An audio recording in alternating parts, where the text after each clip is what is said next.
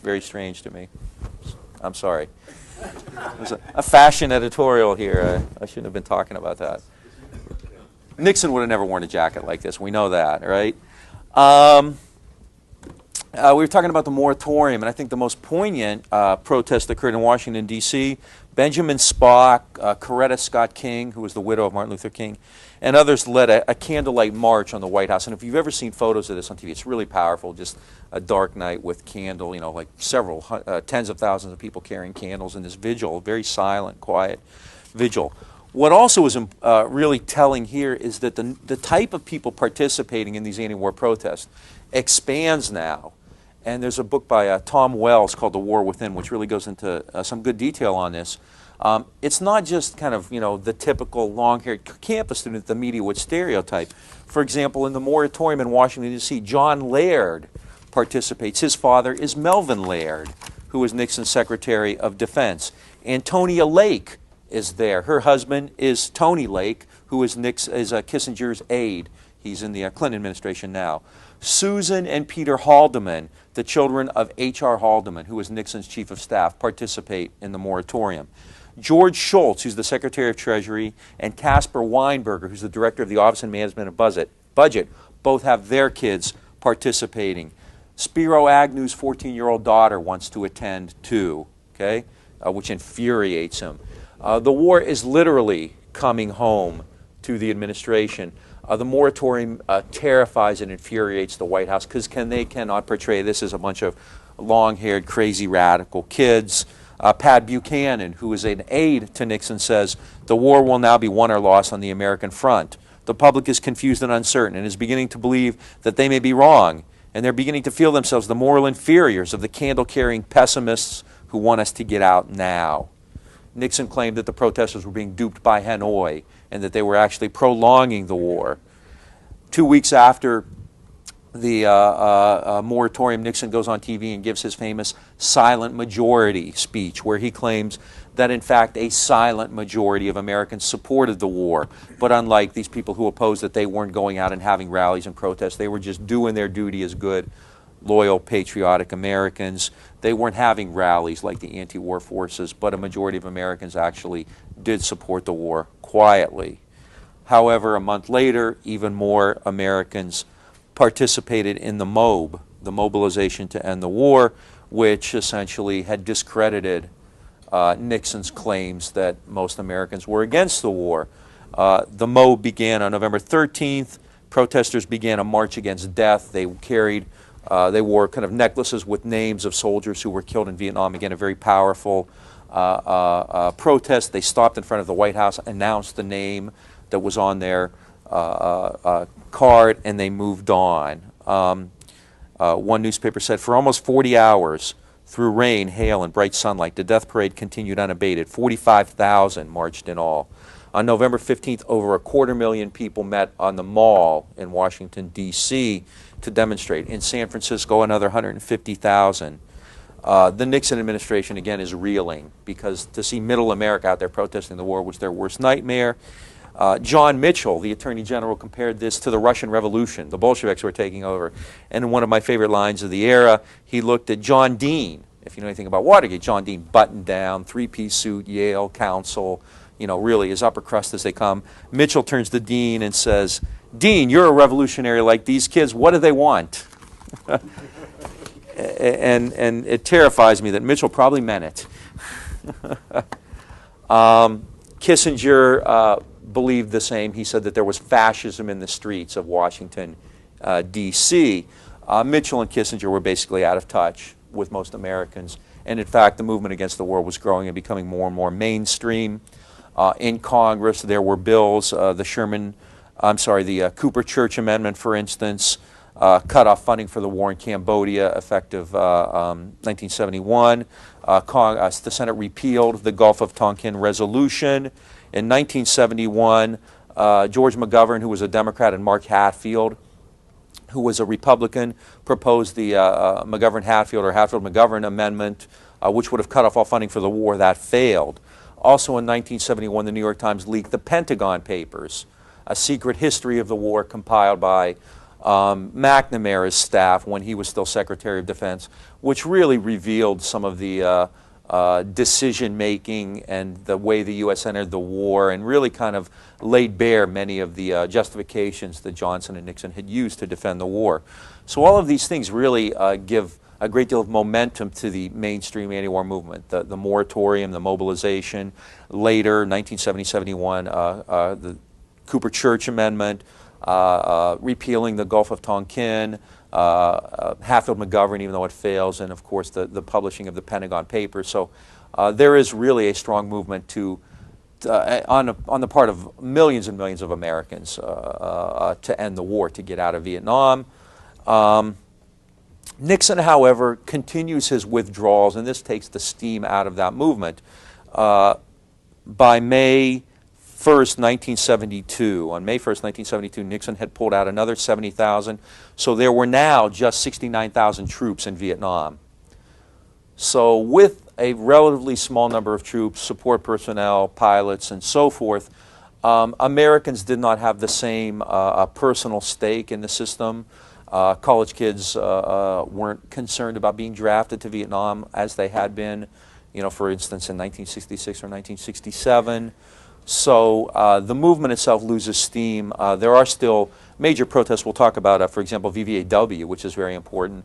There are protests during the elections at Nixon's inaugural and so forth, but you don't see any more of the large street demonstrations like you had at the Pentagon in '67, at Chicago in '68, in the MOB during the moratorium or anything like that. Nixon was able to undercut that. He never really understood, though, how effectively he had done so, and thereby, that's why he authorized the burglary at the Watergate. Basically, that was part of an effort to discredit his enemies, but he'd already won, and he hadn't really even realized it. It was, in some ways, as he pointed out, a third-rate burglary, which was done for really the stupidest of reasons, and he, undermined his own administration by doing that. Okay, the peace movement. Yeah. Oh, I'm sorry. Yeah. Yeah, I was just wanted to just toss in a piece of my own personal experience here again. Last week I mentioned how I was on campus after the invasion of Cambodia and was part of those protests. But technically, I should still have been in high school that year. I had been kicked out of high school in the fall following the October 15th moratorium. We organized a protest on the campus of the high school I was at in Anaheim, California, and the local newspaper wrote a editorial about communist infiltration into the high school, and I sent them a letter back saying that I was not a communist. I had never met a communist, and this led to a series of confrontations with the school administrators, by which I was kicked out of high school. And what I was able to do was to start college a semester early and get a high school equivalency degree, which is how I wound up on the campus there in the spring of 1970. Ronald Reagan, I'm not sure if it was after Kent State, I'm pretty sure it was, gave a speech where he said, if there's going to be a bloodbath, let it start now. Do you remember that speech? Yeah, that's what was going on there. And I mentioned how the students at UCLA stormed over the San Diego freeway in West Los Angeles and completely disrupted traffic through LA, and for at least a whole day, maybe longer than that. It was like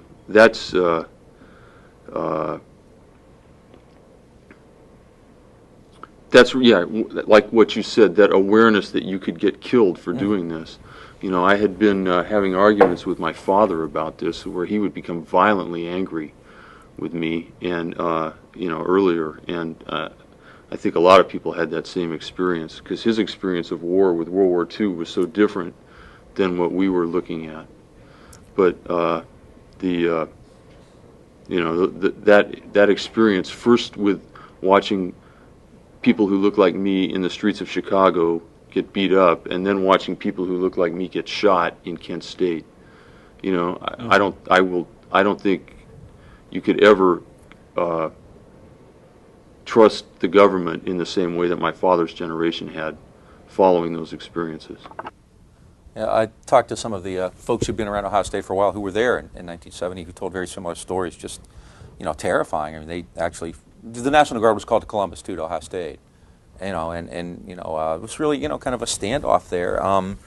The OSU administration that year, let me see if I have this right. I believe there was an African American student who was kind of the head of the Black nationalist on campus and active in the anti-war movement, and he wore a dashiki to graduation. They refused to give him his diploma. So I mean, it really kind of got involved in every aspect of people's lives, and to oppose the war really meant taking a stand in ways that could make you a target. Now, realistically, the government wasn't going to go on a shooting spree, a killing spree, but at the same time, once you've seen Kent State, it's certainly not paranoid to think that could happen here too. It could. I mean, the National Guard was deployed on many, many, many campuses. They just happened to shoot at only 2, Kent and Jackson. But I mean, the potential was there everywhere. And who knows, you throw a brick, you throw a rock, you taunt them, and I think all of us at various times are on the verge of snapping. So yeah. They tried to get me with a bayonet in Madison, Wisconsin. I mean, and like you said, and you spoke about the guys at Kent State, that they were already tired, had been there, and this was a similar situation, where and it's interesting because we were all the same age, Yeah. and these guys are in uniform and stuff, and they've been standing out there, for 24 hours or whatever it is, and, tear gassing and going all this, and everybody's just pretty much, wacky doodle, And they're not well trained. I mean, they're not trained in civil disturbances at all. So it's an incendiary situation. Yeah, it's got to be terrifying to be there. To know that this is more than getting maybe clubbed or arrested. That the bullets may fly, and it really comes home in ways that it hadn't before that time. It's an amazing time to be 20 years old or 19 or 18 or whatever.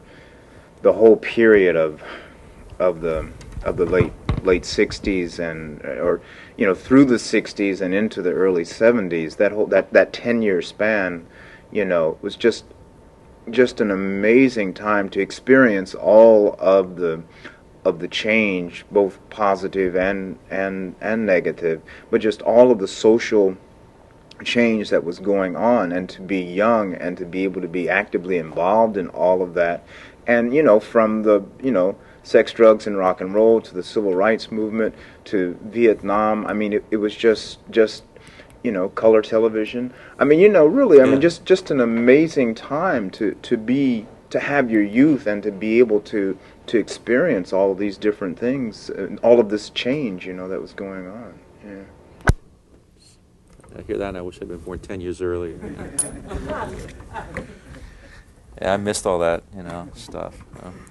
Mine was the restful generation, I think the big issue, when I was in college were, like bars shutting down too early on Saturday night, that kind of thing. We missed all that. So, I want to talk a little bit about what I say is the anti-war movement, Mutiny in the Field, VVAW, and I hope to actually spend a good deal of time just on the role of soldiers in Vietnam. I think that's something that often, too, is not highlighted in typical histories of the war. But soldiers, after all, fight the war in Vietnam. The makeup of the U.S. Army is really, I think, vital to understanding the war itself. There were various class and racial aspects to the Army that are certainly vital to understanding it. The article by Christian Appy in the Reader is real useful here. I hope you've looked at that, or you've gone back and taken it or go back and take another look at it. But one of the things that I think is real important is that, and I don't know, there's not been a lot of comparative work done on this, but one would have to assume impressionistically that the level of dissent and morale problems exhibited in the field in Vietnam by U.S. soldiers was more likely greater than in any previous war. Although more and more people are doing stuff, I suspect you will find significant levels of that all over the place. And there is a kind of a tendency to kind of romanticize the soldier in the field. At the end of World War II, there were plenty of soldiers who just wanted to get home. They'd been in Europe for 4 years, and there was an outbreak of discipline problems even in 44 and 45, during the Good War. So again, we kind of tend to romanticize these things, or we tend to see Vietnam as an aberration. And I don't know if that's the case, but I suspect that the level and intensity is probably fairly significant historically in the Vietnam era. There are many, many different factors associated with this. One I've mentioned before is that the Americans, impressionistically at least, did not seem to respect the ally, the ARVN, as much even as the enemy. So there was often this sense that they were fighting for something that the people there themselves, who were supposed to be benefiting, weren't fighting for. The ARVN, as Americans saw it, was riddled with corruption and desertions, and they weren't fighting. Why should we be here putting our lives on the line to save people who don't want to fight and save themselves? There tends to be a kind of a focus on the war. In the United States, soldiers often would see what was happening in the United States, and it made the war in Vietnam kind of more difficult to understand. In the U.S., you have civil rights activity, you have urban unrest. There are clearly plenty of problems associated with democracy at home, and these kids, in many cases teenagers, are fighting for democracy thousands and thousands of miles away. And this is obviously especially acute for soldiers of color. This is a real dilemma for them. So it's a different type of army. It's a younger army. The average World War II soldier was in his mid-20s, and many were married and had families, whereas in Vietnam, for the most part, draftees especially tended to be fairly young, less educated. At the same time, kind of anomalously. On one hand, not a terribly well-educated army in terms of status, but among soldiers in Vietnam, some were terribly well-educated. Many had read Bernard Fall and things like that. So many soldiers in Vietnam could speak about the politics and the socioeconomic conditions better than soldiers might have in an earlier generation. This sense of kind of stasis, the idea that progress was not visible. From 1965 on, it wasn't like a war where you can trace conquests and battles and area and things like that. It's a war based on things like body count and whether you shade red or blue or green in a map. There's an excellent movie on this called Go Tell the Spartans. If you haven't seen it, I would recommend it. It's actually my favorite Vietnam movie. One of the first ones made in the mid-'70s with Burt Lancaster. It's based on a short story called The Incident at Muc Wa by, I can't remember the journalist, he's well known. But it's a wonderful movie. Burt Lancaster's really the only actor in it, as I recall, who's really that well known and recognizable. But it really kind of gets at this kind of sense of angst that soldiers have. What are we here for? What's our objective? How do we know what we're doing? How do we know whether we're succeeding? Go Tell the Spartans. It's I think real good at getting at this. And I'm not trying to substitute film for historical inquiry, but it's a nice way to supplement it. Okay. Because of all these things, because of this sense of angst and these problems, you had problems with discipline breakdown and morale that probably were greater than in previous wars. One of the favorite sayings that in Vietnam, when somebody was getting hassled, was basically, "Screw you! What are you going to do? Send me to Nam?"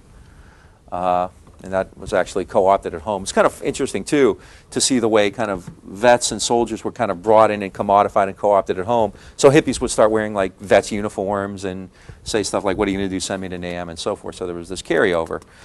It's kind of funny because we were talking earlier about Jane Fonda. We often see this kind of antithesis, this conflict between the anti-war movement and soldiers. And that could be the case, but quite often they actually were part of the same process. They were on the same side.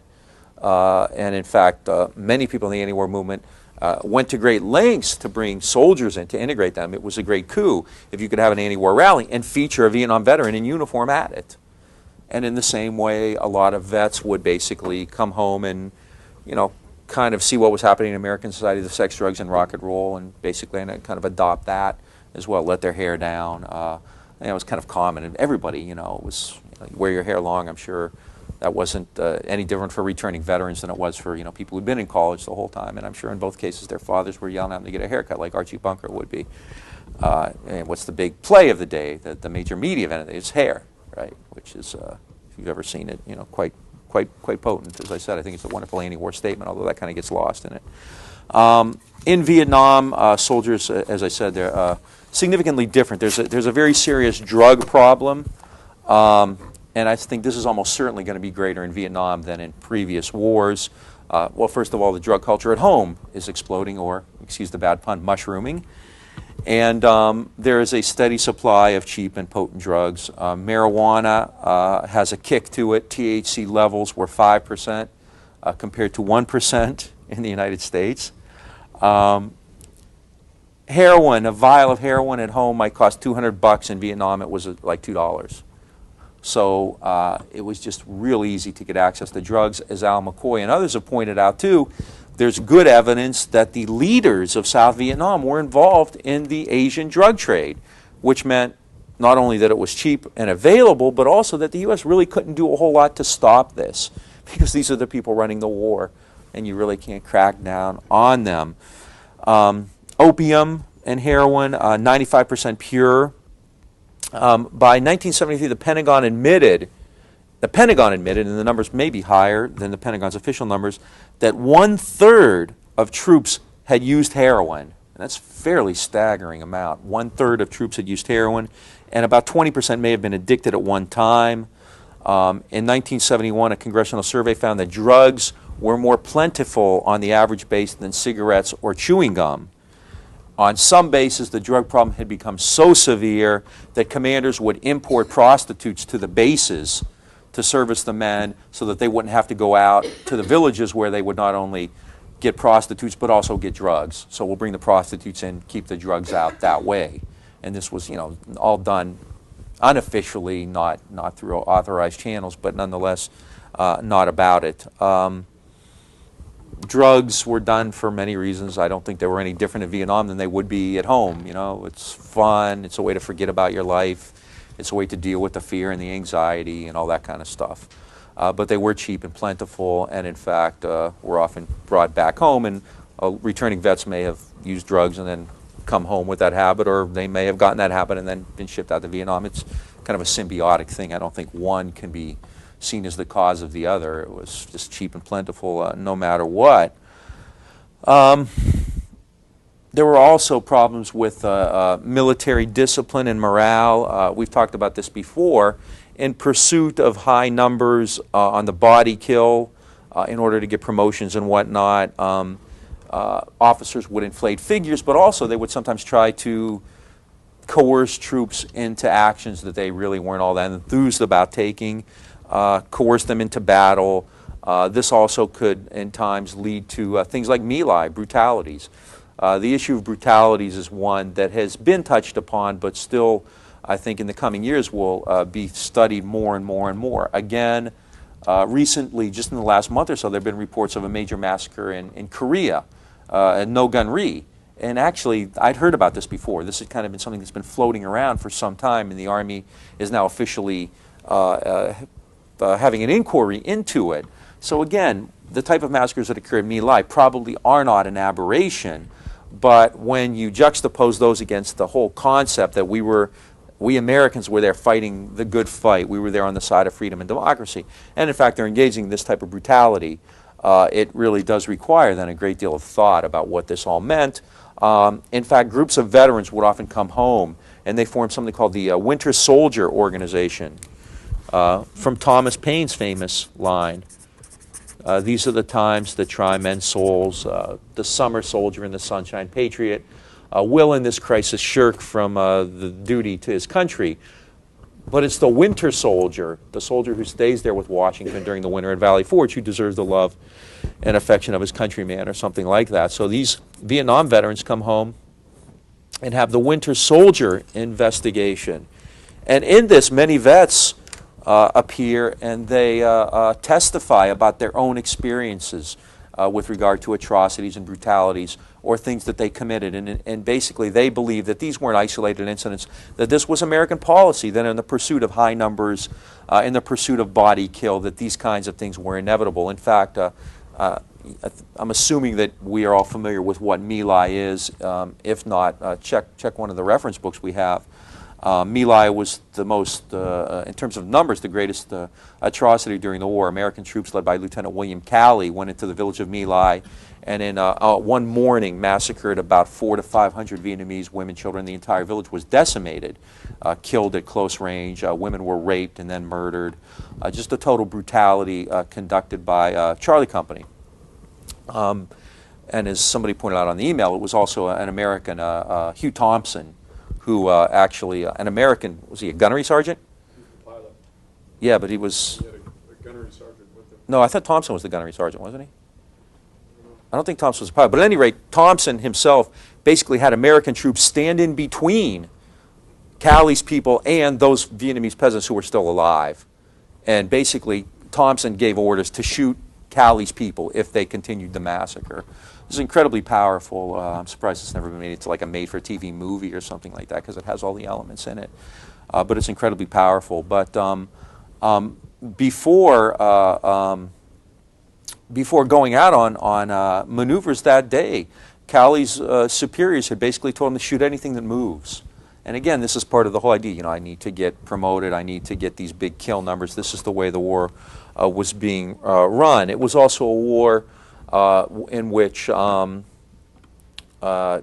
of privilege often got off, didn't see combat and didn't suffer the same type of casualties or make the same kind of sacrifices that working class kids did. Between 1965 and 72, there were 27,000 Army personnel killed in Vietnam. Of that, 3,200 of the 27,000 were officers. Of the 43,000 Americans with the rank of major or higher, 200, mostly majors, died in Vietnam. So it was not a war in which officers took a lot of hits. Among frontline officers, most were ROTC products, but enrollment, as I said, had dropped. Wow, the number's even bigger than I thought, from 231,000 to 73,000 between 65 and 72. There was also a correlation in Vietnam between status and education and your chances of surviving. Draftees were likelier to get killed or wounded than enlisted men. Soldiers without a high school diploma suffered casualty rates 3 times higher than those who had a high school diploma. Young men with families, from families with incomes in the $4,000 to $7,000 a year range were 3 times more likely to die or be wounded than those with incomes over $17,000. And I think these numbers do come from Christian Appy's work. African American casualty rates were higher. Between 65 and 68, they were almost double the African American population. Whereas the African American population was about 12 or 13%, casualty rates were actually 25%. One out of every 4 American soldiers in Vietnam hurt or killed was black. After 68, because of the furor associated with the assassination of King, where there are racial fights in Vietnam, white soldiers will put up a Confederate flag in April of 68. I mean, it gets real ugly. At that point, the Army took really aggressive action, and so by the end of the war, the numbers were down considerably more in line with population. For Hispanics, the number of casualties was higher than the population as a whole. And again, the numbers on that I've seen are all over the place, but they're significantly higher as well. The average combat rifle company, more likely to see action, was over 50% black and Hispanic. The highest casualty rate was actually white soldiers from southern states who were less educated and poorer than anybody, than the other soldiers. Not surprisingly then, a lot of these soldiers rebelled. Fraggings, the use of a fragmentation grenade or any other source really to attack one's officer, were not uncommon. Again, the Army officially lists over 1,000 fraggings. Anecdotally, I've talked to just about everybody I've talked to has seen one or said they saw one. And again, that may be like soldiers getting spit upon when they get home. I think there's a tendency maybe to, you know, fudge the numbers. But it was not uncommon to attack one's superior. There was what was his name?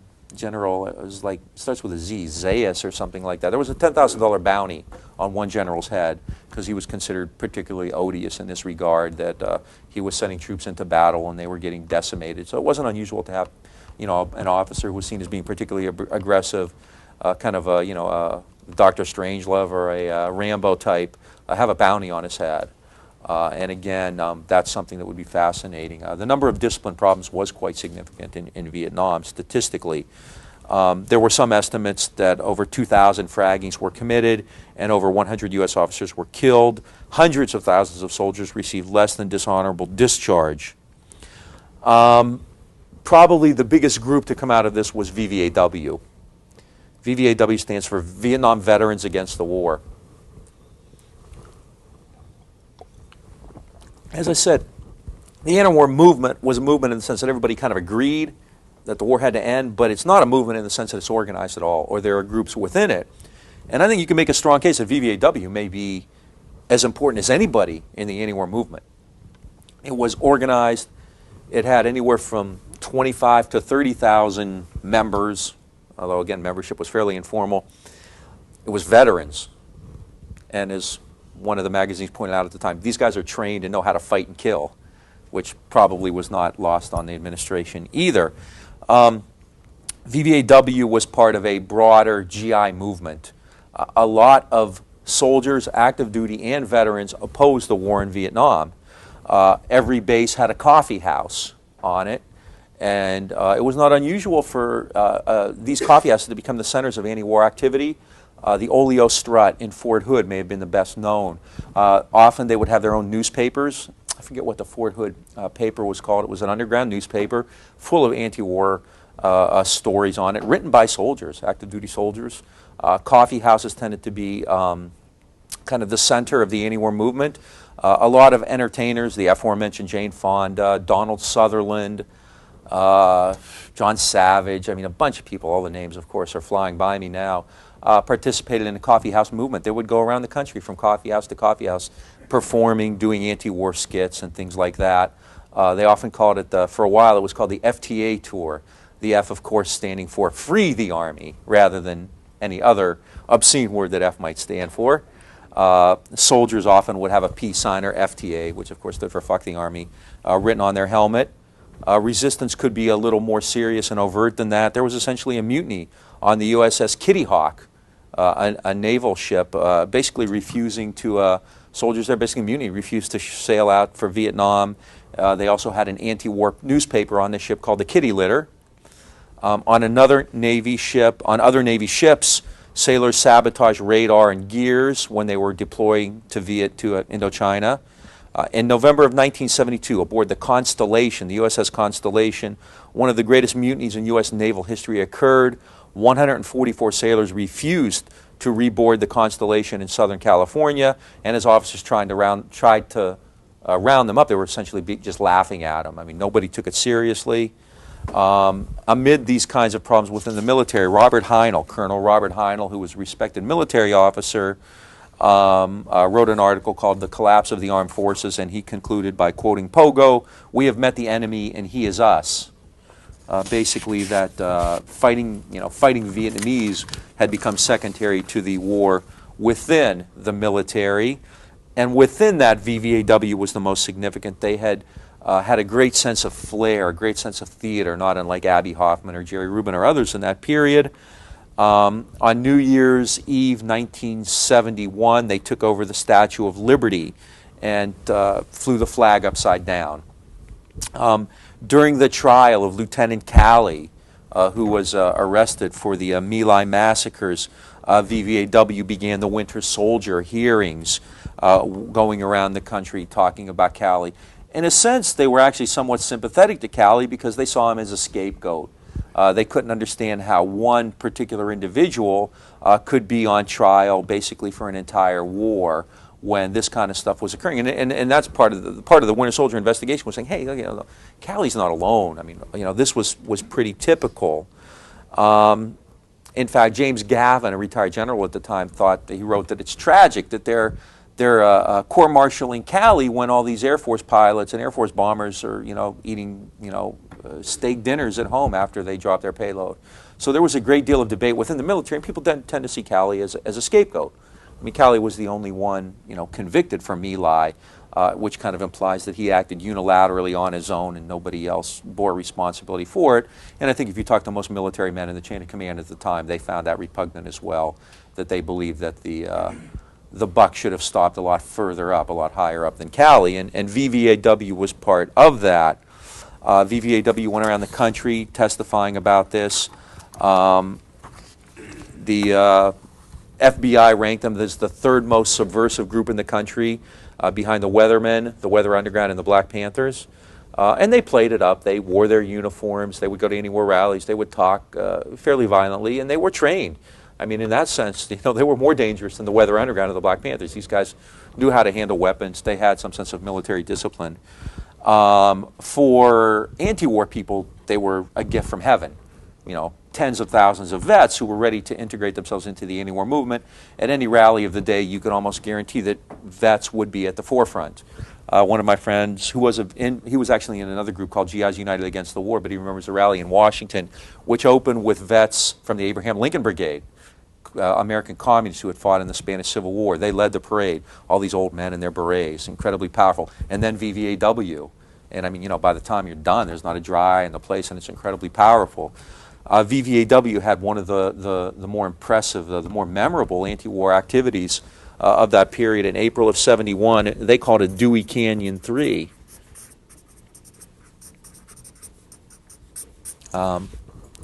Actually, the invasion of Laos that I had mentioned was actually Dewey Canyon 2. There had been another invasion of Laos before that, which was Dewey Canyon 1. They called this Dewey Canyon 3 in April of 1971. It was, quote, a limited incursion into the country of Congress. And it was incredibly powerful and memorable. Tens of thousands of veterans showed up. Many of them, most of them came in uniform, wearing their decorations. They made speeches where they renounced their behavior. Many of them threw their medals away, including a Medal of Honor winner. Gold Star mothers, women who had lost their sons in the war, marched on Arlington Cemetery, and military police denied them entrance to Arlington. Other veterans had guerrilla theater where they would carry around plastic guns and stage mock raids on civilians and things like that. It became kind of a, you know, almost a party on the mall. Politicians, congressmen, McGovern and Church and Hatfield and people like that went down and talked to them. They conducted anti-war hearings. A young congressman from California named Ron Dellums from Oakland, who just left Congress a couple years ago, conducted hearings on war crimes. Bertrand Russell was conducting an international tribunal on war crimes. One of the most poignant, powerful legacies of Dewey Canyon 3, though, was the testimony of John Kerry, who was essentially the public face of VVAW. The actual leader of VVAW was a man named Al Hubbard, who was an African-American Army vet, but Kerry was a naval lieutenant, terribly handsome, from a very fine family with an Ivy League pedigree, so he's the perfect guy to be the public face of VVAW, the spokesman, as it were. In 1984, actually, in fact, Kerry was elected to the Senate from Massachusetts, and he remains there today. He's still a Democratic senator from Massachusetts. But in '84, Kerry spoke before the Senate Committee on Foreign Relations, and the last paragraph of his speech is incredibly powerful. He says, "We wish that a merciful God could wipe away our own memories of that service as easily as this administration has wiped away their memories of us. But all they've done, and all that they can do by this denial, is to make more clear than ever our determination to undertake one last mission, to search out and destroy the last vestige of this barbaric war, to pacify our own hearts, to conquer the hate and fear that have driven this country these last 10 years or more. So, when 30 years from now, our brothers go down the street without a leg, without an arm, or a face, and small boys ask why, we will be able to say Vietnam and not mean a desert, not a filthy, obscene memory, but mean instead the place where America finally turned and where soldiers like us helped it in the turning. Kerry's speech before Congress. Quite powerful. They don't end the war, of course. Kissinger and Nixon, on one hand, were quite terrified that soldiers were out there protesting the war, but on the other hand, I think felt fairly confident that this would not get out of hand. The withdrawals were continuing, and the public dissatisfaction with the war, though still high, was not manifesting itself in the ways that it had earlier. As for Calley, he actually had become something of a folk hero. People like Charlton Heston and Bob Hope and others actually set up a fund for him. Who was it? Somebody wrote a song about him, the Ballad of Lieutenant Calley, kind of a country and western song, which turned him into something of a hero. Calley actually only spent 3 days in military prison, and Nixon released him into house arrest. So in the end, Kerry and VVAW, though they made a huge impact, did not have a staying power. Nixon was able to more or less contain them. So the war continued, and we're getting up close now to the point where it's about to end. The last thing I mentioned was the Easter Offensive, and how after the Easter Offensive, Nixon had continued the air war, which he was calling Operation Linebacker. Well, at that point, the United States and the Vietnamese get more serious about negotiations. The Vietnamese realize now that because of détente, they cannot count on the Soviet Union and the Chinese supporting them at levels like they had in the past. So détente was working, and both Moscow, both Brezhnev and Mao Zedong were urging Pham Van Dong, who had succeeded Ho in 1969, to negotiate, to get this thing over with. In America, there was also a push toward negotiations as Congress was pressuring Nixon to end this thing. They were attempting through things like the McGovern-Hatfield Amendment to cut off funding for the war. In mid-72, there are only 47,000 ground troops left in Vietnam. But the U.S. war, again, contradictorily, is not really diminishing. So even though there's little more than a skeleton crew compared to previous years in Vietnam, the air war is going on undiminished, and air attacks from South Vietnam, from Thailand, from Guam, and from carriers in the South China Sea continue. So it's against this backdrop, both sides feel the need to negotiate, that Kissinger and Le Duc Tho resumed talking in Paris in 1972. The Paris peace talks had actually opened in late '68. And the first several months were spent on debating quite seriously whether the table should be square or round. A square table would imply that somebody was at the head of it, and finally they decided on a round table, so everybody would be at the head of it, right? And quite seriously, I mean, several months were spent debating the shape of the table. It was fairly and then, of course, the serious stuff, which nobody could resolve, which I talked about earlier, who should be represented here? Is the NLF a legitimate participant in the talks? Can the U.S., maintain support of South Vietnam and things like that? So really, from '68 to '72, there's not a great deal of movement. There are times, as in '71, when Le Duc Tho puts serious offers on the table, but the U.S. rejects them. I mean, the U.S. continued to insist that the NLF, the PRG, be kept out of negotiations. And everyone knew that that was never going to be accepted. So they essentially were throwing a deal killer into the proposal every time. The PRG was going to have to be in on them, and everybody knew that. So in July of '72, Kissinger and Le Duc Tho resume their peace talks in Paris. And again, these are private back-channel talks. Kissinger's not Secretary of State yet. He's still National Security Advisor. Secretary of State's basically out of the loop. He's, really kind of shameful because William Rogers had a fairly distinguished career, but Nixon really treated him pretty shabbily. The U.S. finally budges a bit in July of '72. It now is willing to withdraw from its insistence that all enemy troops from the north be removed from the south and sent back north. One of the initial demands from Kissinger was that all PAVN and VC, and northern infiltrators go back to the north. Well, Kissinger finally realized, look, if we can't get rid of them militarily, if we can't dislodge them, then they're not going to leave on their own volition. So they drop that demand. Kissinger drops that demand. And the DRVN, the North, Le Duc Tho backs down from its demand that II be abandoned and that the PRG be included in a government immediately. So the Hanoi had been insisting that the U.S. withdraw all support from II and create a coalition government immediately. And they withdraw, they back off from that demand too, because they figure, you know, in time the PRG would probably take over. In October of '72, and remember the American presidential elections were just a month away, the Watergate break-in has actually already occurred, Le Duc Tho offered Kissinger a 9-point proposal, which was the most serious and detailed offer that Le Duc Tho had made. It called for the removal of Nguyen Van Thieu and the establishment of a coalition government. It said that Hanoi was willing to accept a ceasefire prior to the political settlement. In other words, they would quit fighting and then they would figure out how to deal with it. It called for the removal of all foreign, meaning American troops, and it wanted to limit military aid only to the replacement of used supplies. Details not necessarily. I think Marilyn Young actually covers this stuff fairly well too, so if you want the details of the negotiations, you could probably get that out of her book. Politically, Le Duc Tho was willing to recognize what he called two administrative entities in the South, the II government and the PRG. Right?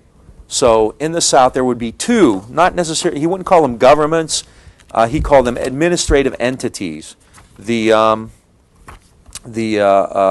sorry, earlier I said that on October 8th he had insisted on II's removal. I'm sorry, the opposite had occurred. In fact, I just caught myself. He had actually rescinded demands that II resign on October 8th. They were willing to allow II to stay in power if he were one of two administrative entities, the other being the Provisional Revolutionary Government, the PRG. Kissinger agreed to the proposal. This is in early October of '72. Kissinger signs off. He wants this done before the election. And this is when Kissinger goes to the media and says, peace is at hand. Unfortunately, Nixon and II didn't agree with Kissinger. Kissinger had done this not only by keeping II had been kept out of the loop much of the time. And at this point, Nixon is pretty much out of the loop too. Nixon had vaguely, not necessarily vaguely actually, with some clarity, told Kissinger to do something before the election. Nixon didn't want to go into the election with, you know, the Vietnam War hanging over his head, so he wanted something done. He wanted to be able to say, look, we're close, we have a deal, and so forth. So Kissinger is doing that. However, the South Vietnamese had been left out of the negotiations, and between Kissinger and Le Duc Tho. So II, the Southern Vietnamese leader, Nguyen Van Thieu, immediately threw a monkey wrench into the whole thing.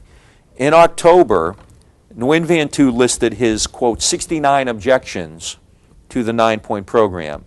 Nguyen Van Thieu wanted all northern troops to leave the South. He did not agree to recognize the PRG. And Nguyen Van Thieu also issued his so-called 4 no's. No recognition of the enemy, no PRG. No neutralization in the South, no coalition government. No coalition government was one of them, and no surrender of territory. Kissinger was furious at Nguyen Van Thieu. Kissinger had settled the war. He had visions of a Nobel Peace Prize. And Nguyen Van Thieu says, no, I'm not going to agree with this. And Nixon and Kissinger goes, this is getting complicated, I know. Kissinger goes to Nixon and basically tells him to play hardball with II. He says, I want you to tell Nguyen Van Thieu that he damn well better agree to this, or else you're going to cut off all aid to South Vietnam. By this time, however, Nixon doesn't care if there's a settlement, because in all the public opinion polls, he's increasing his lead over the Democratic candidate, George McGovern. So re-election by this time is a done deal. It's guaranteed. He thought he might have needed a settlement in Vietnam for re-election, but now it's quite clear that he doesn't. So Nixon turns on Kissinger. All right? And Nixon simply dismisses the agreement between Le Duc Tho and Kissinger.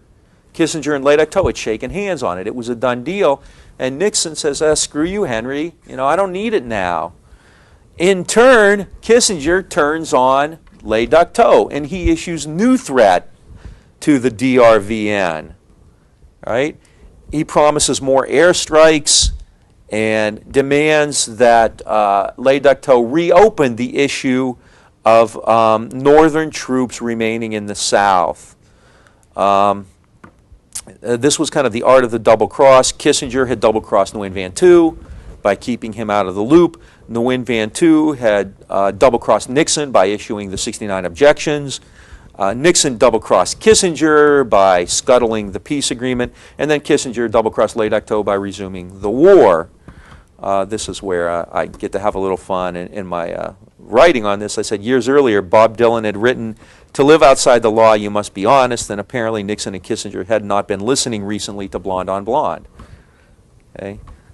Nixon, yeah. What was the second of the four no's? No recognition of neutralization, I believe. Yeah, no neutralization in the South, no neutral government, and no 3 was no coalition government. And okay. 2 and 3 are fairly similar. Right. There's not a whole lot of difference between the two. In both Saigon and Washington, the breakdown in negotiations had repercussions. In the South, Nguyen Van Tu began a large-scale series of arrests of dissidents. He began to get political prisoners and POWs and reclassify them as criminals. What's the difference between a POW and a criminal once the war ends? War crimes and what else, though? POWs you eventually will repatriate. No, you repatriate them. Criminals you don't have to repatriate. See, the idea there is these people are criminals rather than POWs, so we keep them after the war's over. They don't get sent back to the North. They don't get released. If there's an amnesty, if there's a war exchange. Nixon wins landslide election over George McGovern, so he doesn't see any real need to crack down onto or to have any kind of peace settlement. Kissinger starts talking about nuances and technicalities, and so he scraps the program too. Kissinger describes Le Duc Tho and the other Vietnamese as, quote, just a bunch of shits, a bunch of tawdry, filthy shits. Okay, these are the people. This is now. Remember, Nixon and Kissinger had scuttled the peace process, not Le Duc Tho. So Kissinger takes his wrath out against Le Duc Tho, even though it was actually Nixon who had double-crossed him. Everybody confused adequately. Good. The U.S. media, as I said, basically went along with it. Kissinger had done a wonderful job of seducing them. He had created the impression that it was the Vietnamese who killed the peace process, and this is the way the mainstream press reported it. Nixon is emboldened now. Nixon can basically do anything he wants. As LBJ once said, I can bear my ass in the front window at Macy's at high noon on Christmas Eve.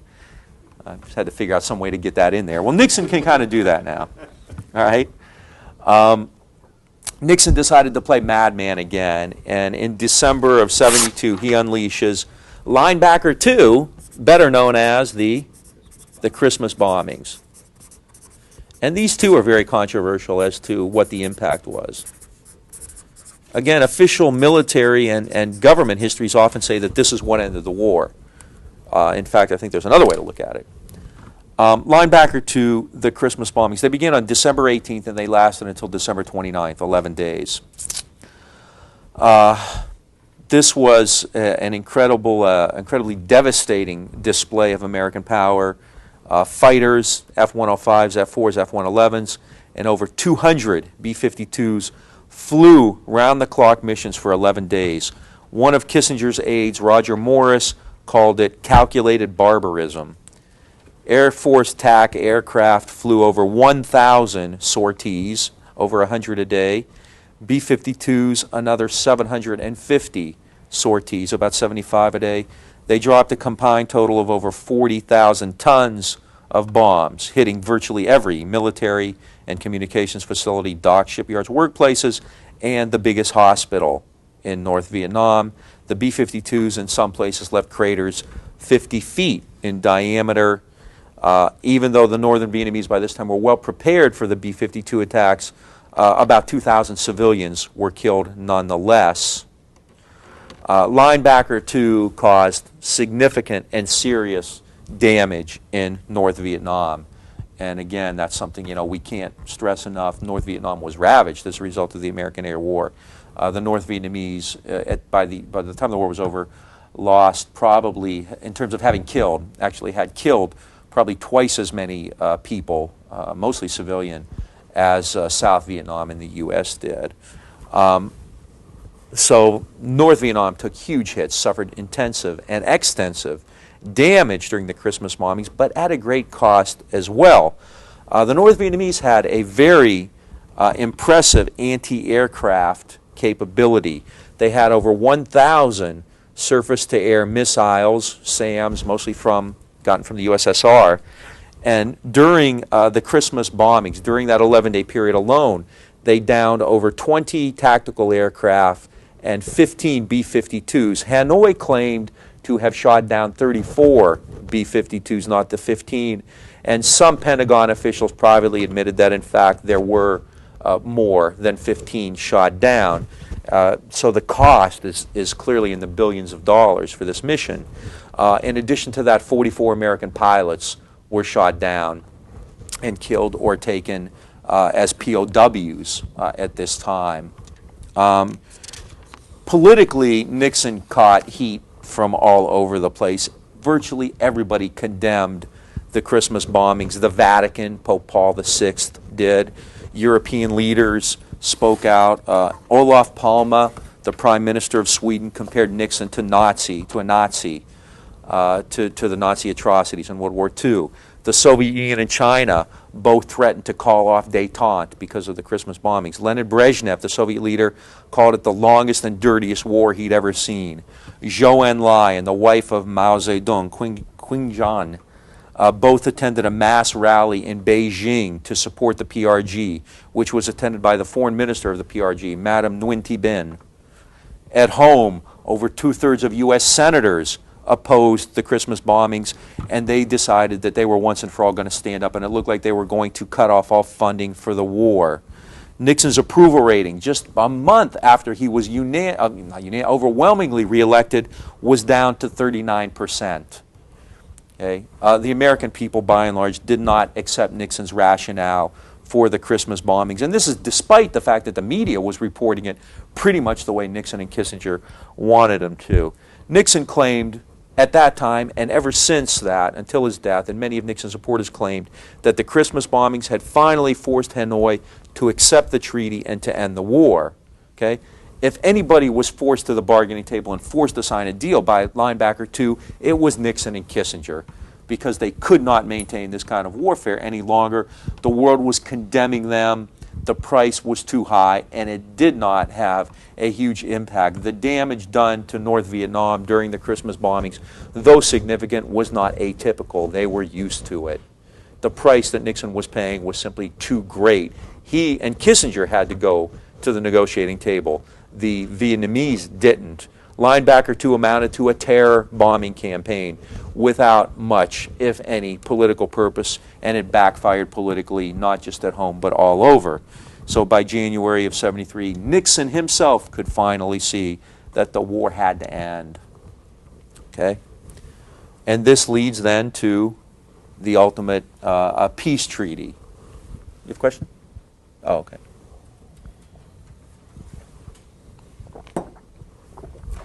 Nixon was inaugurated for the second time on January 20th, 1973. And 2 days after that, his predecessor, Lyndon Johnson, died on his ranch in Austin. And the next day, January 23rd, Nixon announced an agreement to end the war in Vietnam. And he said that a ceasefire would begin on January 27th. So these events actually provided a fairly appropriate denouement to the war. Nixon's inaugural, Johnson's death, and the peace treaty. Lyndon Johnson's war, as it came to be called, was now ending. Richard Nixon's war was now ending. Nixon, like a tragic Greek figure, was heading toward his downfall. Watergate would dominate American discourse really within just a few months. And just a little over a year and a half after Nixon's second inaugural, he would become the only American president to resign because of the disgrace of Watergate. In Vietnam, though a peace treaty was signed, the bleeding, the war would continue for another 2 years. The final treaty, signed in January of 1973, was virtually identical to the deal that Kissinger and Le Duc Tho had cut in October. And it was similar in many, many ways, followed very similar lines to the proposals that the North had been putting on the table from 1969 onward. It's not too far-fetched to suggest that this deal could have been cut 3.5 years earlier. That's not, it's ahistorical, it's counterfactual, but on the other hand, it's not outrageous to suggest that. What did the deal do? It established an administrative body called a National Council of Reconciliation and Concord. This would be the overall body in the South. The PRG would be represented on this council to determine how to deal with South Vietnam. It created a temporary demilitarized zone. It allowed northern personnel, northern Vietnamese, to remain in the South. And I mean, that was simply an acknowledgement of reality. They weren't going anywhere. If you couldn't have gotten rid of them, you've been fighting from 1965 to 72, and if you can't get rid of them by fighting, they're not going to leave by invitation. Okay, so that's just an admission of that's a recognition of reality. But U.S. troops have to depart in total, and it provided that all POWs be returned to their homeland. Nixon claimed that this was peace with honor. Kissinger and Le Duc Tho were awarded the Nobel Peace Prize, and Le Duc Tho refused it. Of course, maybe it was, kind of communist showing off for the world, but at the same time, Le Duc Tho said that he was embarrassed to call this peace after all the years of bloodshed and everything else. Kissinger endorsed the check and stashed it away. I always think of the last line in Harry Chapin's song about the taxi driver. Another man might have been angry, another man might have been hurt. I took the 20 and stashed it in my shirt. That's kind of Kissinger getting the Nobel Peace Prize. And if Henry ever sees this tape, he's going to be mad at me. He's probably cancel our next tennis date. Basically, the peace treaty was, again, a recognition that the U.S. could not win the war. It could not end the revolution in the South. It could not break the will of the North. And as I think Frank Snepp is on to something, this essentially was a way to find a decent interval, a way to buy time, to help prolong the war a bit more, but get out so that you're not there when things really fall apart. Nguyen Van Thu, the Southern Vietnamese leader, was not terribly happy with the settlement. The recognition of the PRG, the Provisional Revolutionary Government, the NLF, and the continued presence of northern troops put his government in a precarious condition. Nixon had to force to sign the treaty, and he did so by promising him, off the record confidentially, that the U.S. would continue to support the RVN. Hanoi, which had wanted to finally get what it thought it had gotten in '54, which was reunification, had rescinded that demand. They had earlier wanted Thu's removal. They rescinded that, and they agreed to having the PRG represented on this Committee of Reconciliation. Also got a secret promise from Nixon that he would pay them $3.5 billion in reparation. This was a secret codicil. This is reprinted in your reader. I made sure that one was in there because quite often when I say this, people say, "Oh, no way." I said, yeah, there's documents on it. No. So they're there. Nixon promises Pham Van Dong $3.5 billion in reparation. These agreements, these secret codicils, kind of whispering in Thu's ear, I'm going to keep supporting you, whispering to the North, I'm going to give you $3.5 billion, really don't accomplish an end to the war. They do not in any way at all bring peace to Vietnam. To call this a peace treaty is absurd because the war and the bloodshed continued at the same rates, if not even higher rates. After that, critics like Frank Snepp said the U.S. was looking for a way to remove forces and allow a decent interval before South Vietnam inevitably fell. And in fact, from Tet 68 on, there wasn't real hope that the war could be won otherwise. During that first Nixon administration, January 20th, 69 to January 23rd, 73, the war in Vietnam continued, and over 15,000 Americans died in Vietnam, over 100,000 South Vietnamese, and over 500,000 Northern Vietnamese perished as well. Okay, this was as of early 1973 during the peace treaty. But as I said, the peace treaty did not in any meaningful way end the war. The war continued. The ink was barely dry on the treaty when it was violated. After initialing it, Nguyen Van Tu, the leader of the RVN, who was confident of Nixon's continued support, told RVN troops, if a communist comes into your village, shoot him in the head immediately. Somebody who is talking in a communist tone should be immediately killed. These are the orders that Tu gives to the RVN. In March of 1975, just as ZM had formed the Can Lo Party, Nguyen Van Tu established the Dan Chu, or the Democracy Party. He forced all civil servants in South Vietnam to join this party. He rigged national elections, outlawed all rival parties, shut down the media, and established martial law. It is a police state. Contrary to the agreement reached in Paris, Nguyen Van Tu refused to allow the PRG any role at all in Southern politics, and in fact began a large-scale repression of PRG supporters because they were talking in a communist tone, and they were to be immediately shot in the head and so forth. Militarily, the RVN, because it continued to get funding from Nixon, could maintain its base of over 1 million troops. It was the fourth largest army in the world in 1973. It was much larger than the Northern Army, than the PAVN.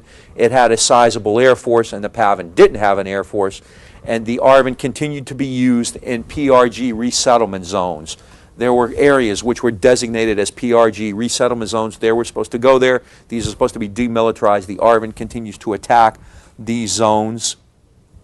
And in fact, there was a joint military commission which was out there trying to map each side's zones to figure out who belonged where, and two would even have the Army attack this neutral party of observers who were trying to figure out where and what went where. All right? Nguyen Van Tu never liked the treaty. He did not like the fact that Northern troops remained in the South, so he never felt obligated to maintain the peace treaty. And he basically understood that Nixon was going to keep the money and the goods flowing. All right? However, Nixon, because Watergate is heating up, does not have the same leverage, the same flexibility that he once had. Indochina is falling apart. Vietnam is falling apart. Inflation rates are up to 90%. The Buddhists are still in the streets demonstrating against the government. The RVN is suffering desertion rates greater than it had been at any time. As I said, the population of Saigon is up to over 4 million from a base of 1 million just a little bit before that. Black market is thriving. Brothels were everywhere. A young woman could make more money in 1 month as a prostitute than her entire family would make in a full year on the farm. Drugs were everywhere to be found. The enemy had infiltrated every level of Southern Vietnamese society. Con men were making the situation worse. There was a thriving black market in American military goods, American air conditioners, American beer, American, you name it. It could be had on the black market. Over $3 billion in American aid had continued to flow into Nguyen Van Tu's purse in 1973 and 74, and even with that, the war continued to go badly. When the war ended, Nguyen Van Tu and Nguyen Cao Ky both left Vietnam with huge personal fortunes. There were stories of Ky taking as much gold bullion as he could onto his plane as he bolted out of Saigon. The 1973 peace accords thus do not end the war in Vietnam, nor do they end the fighting in the neighboring countries of Laos and Cambodia. In fact, the 73 peace accords did not speak about Laos and Cambodia. They only referred to the situation in Vietnam. In Laos, the U.S. had dropped by 1973 over 1 million tons of bombs, and the U.S. had vowed to defend the government against the Pathet Lao, and essentially a skeleton grew. A small number of American troops remained there into 1974. This is in Laos. In April of 74, however, the Laotian, various groups in Laos, the Laotian political groups got together and formed a coalition government. And although the United States continued to try to defeat the Pathet Lao, by early 75 they could no longer hold out, and the Pathet Lao took over in 1975. Basically all of the political factions in Laos, in Vientiane, the capital, told the U.S. to butt out, and Laos was lost. In Cambodia, the situation continued just as it had in Laos, and again, as before, at a more intensified and a more violent level. In January of 73, when the peace treaty was signed, Nixon said that both the United States and Lon Nol would discontinue its attacks on the Khmer Rouge, but it would resume them if the Khmer Rouge did not obey this ceasefire. The Khmer Rouge did not trust Kissinger, which was understandable. The Khmer Rouge did not trust their allies, their so-called allies in North Vietnam. Pham Van Dong and Pol Pot did not get along, and the Vietnamese and Cambodian communists always saw each other as enemies. The Cambodians believed that the Vietnamese were imperialists who were going to take over all of Indochina, not just North and South Vietnam. And in addition to that, so the Khmer Rouge doesn't trust Kissinger, they don't trust the Vietnamese, and they understand how weak Lon Nol is, so they continue their struggle. Because of that, in February of 73, Nixon and Kissinger reopen the air war in Cambodia, as William Shawcross, who's written about this the most extensively, said, with greater intensity than ever before. Within a few months, this is Shawcross, an enormous new aerial campaign had destroyed the old Cambodia forever. Now, up to January 73, the U.S. had always justified the war in Cambodia. How? As a way to stop the flow, cut off the Ho Chi Minh Trail, stop the interdiction, stop the use of it as sanctuary. But with the peace treaty, those reasons now don't matter, right? Because the war in Vietnam has allegedly ended. So Nixon has to come up with a new reason, and he decides that the continued air attacks are necessary to protect Lon Nol's government from being overthrown. And in fact, the guarantee to Lon Nol of continued American support is directly connected to the support the U.S. gave to Nguyen Van Thu in South Vietnam. The United States, remember, is cut out of below the 17th parallel. The U.S. has to leave South Vietnam, right? But by continuing to fight in Cambodia, the U.S. has a presence in Indochina, so that if the situation in South Vietnam becomes dire, the U.S. can basically pop over. It was a way, by fighting in Cambodia, there was a way to keep U.S. power in Indochina to protect the South Vietnamese if they needed it, to serve as a fire hose. That's the term they often used. American troops in Cambodia, American air attacks in Cambodia are a fire hose, so that if South Vietnam begins to burn, we can just shift over. William Colby, who was the director of Central Intelligence at the time, said Cambodia by then was the only game in town. We had to keep an American presence in Indochina, and Cambodia was the place to do it. The impact of the air war after January of 73 was catastrophic. Cambodia became a parking lot. In 1972, B-52 pilots, and all that year, as a total, drops 37,000 tons of bombs on Cambodia. So for 1972, for that whole year, the U.S. dropped 37,000 tons of bombs in Cambodia.